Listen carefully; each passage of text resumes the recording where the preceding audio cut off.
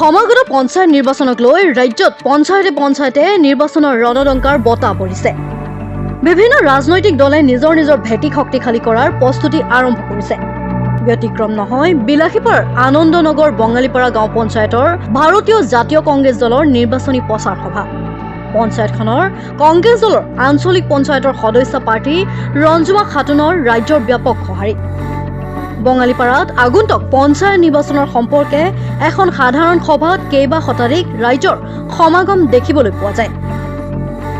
আজি আমাৰ নিৰ্বাচনৰ আমি এই আনন্দনগৰ বাঙালীপাৰা গাঁও পঞ্চায়তৰ সকলো কংগ্ৰেছ দলৰ কৰ্মীক মাতি আমি নিৰ্বাচন সম্পৰ্কে আলোচনা কৰিলোঁ।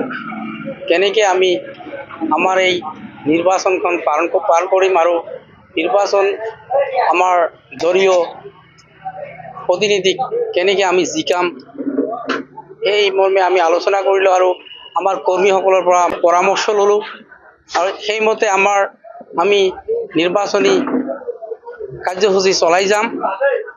মই মোৰ ৱাইফৰ হৈ ৰঞ্জুমা খাতুনৰ হৈ মই আনন্দনগৰ বাঙালীপাৰা গাঁও পঞ্চায়তৰ কংগ্ৰেছ দলৰ বিভিন্ন পৰ্যায়ত থকা কংগ্ৰেছ দলৰ পদবীধাৰী কৰ্মী আৰু ভোটাৰ ৰাইজক মই অনুৰোধ কৰিছোঁ, এইবেলি যিহেতু আদানী ব্লকত 16টা জিপি আছে, এই 16টা জিপিৰ ভিতৰত প্ৰায় জিপিবিলাকত আমি কংগ্ৰেছ দলৰ কাউন্সিলৰসকলে জিকি আহিব বুলি এটা নিশ্চিত হৈছে।